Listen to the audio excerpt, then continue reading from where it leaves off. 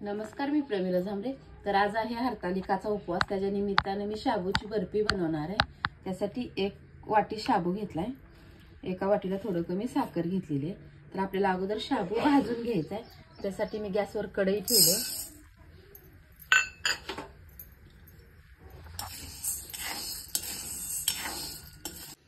तर बघा, आता शाबू मी चांगला भाजलाय। जास्त पण आपल्याला कलर बदलू द्यायचा नाही याला। तर मी आता गॅस बंद करून एक मिनिटभर गार करून घेते, त्याला थंड करून एका ताटात आता काढून घेते।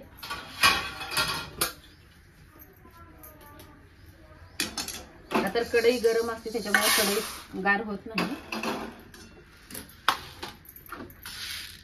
थोडे वेळ थंड होऊ देते ह्याला। तर शाबू 1-2 मिनिटांसाठी मी थंड करून घेतला आणि मिक्सरच्या छोट्या भांड्यामध्ये बारीक करून घेतले। बघा हे पीठ। तर आपण आता ही पीठ आपल्याला भाजून घ्यायचं आहे। त्यासाठी मी कढई ठेवली गॅसवर। त्यासाठी आपल्याला थोडंसं तूप लागणार आहे। तर मी सुरुवातीला 1-2 चमचे टाकून घेते, नंतर लागेल तसं थोडं थोडं ओतून घेते। तूप आपल्याला अगोदर वितळू द्यायचं आहे।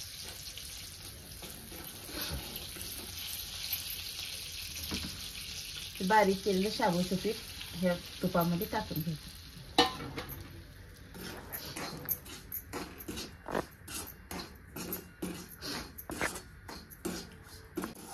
तर मी 2 चमचे तूप अगोदर टाकून घेतलेलं, तर आणखी थोडं मी तूप टाकून घेते ह्यात। आणखी 1-2 चमचे तूप मी ह्याला टाकून घेते।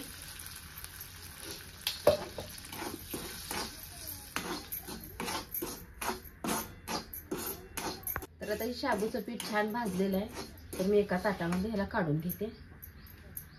जसं आपण रवा भाजतो तसं पण एवढं लाल आपल्याला करायचं नाही।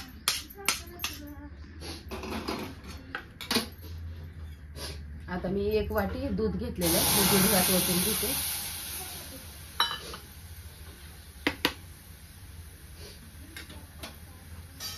त्यातच ही विलायची पावडर टाकून घेतली।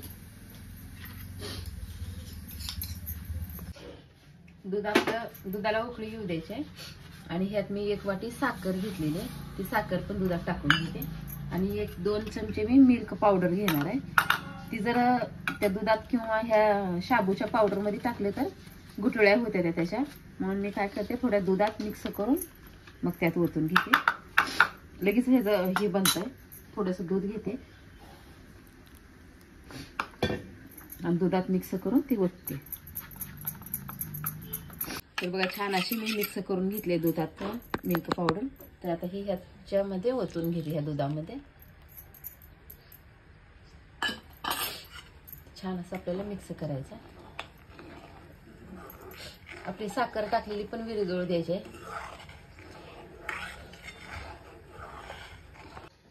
छान अशी साखर पण विरघळले, दूध चांगलं उकळलेलं आहे। चांगले 5 मिनिट झालं। आता ही छोट्या गॅसवर उकळते। मी काय करते, आता ही जी पावडर आहे आपली शाबूची, ती ह्या सगळ्या दुधामध्ये टाकून घेते थोडी थोडी।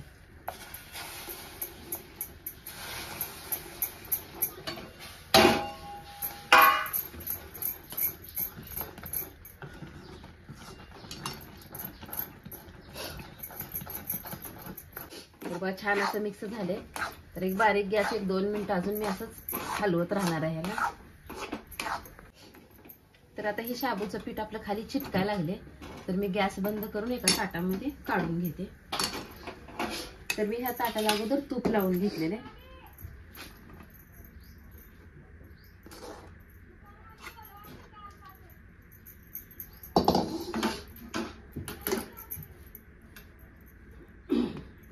हे शाबूच असल्यामुळे चिकटपणा ह्याला भरपूर असते। तर आता असं मी शाबूची बर्फी बनवले, थापटून पण घेतले। थोडे बदामचे तुकडे मी ह्याच्यावर टाकून घेते। थोडंसं थंड झाल्यानंतर मी कट करून दाखवते तुम्हाला। तर अशा प्रकारे तुम्ही हे बनवून बघा। माझा व्हिडिओ आवडला तर नक्कीच लाईक करा, सबस्क्राईब करा। फेसबुकवर बघत असाल तर फॉलो करा।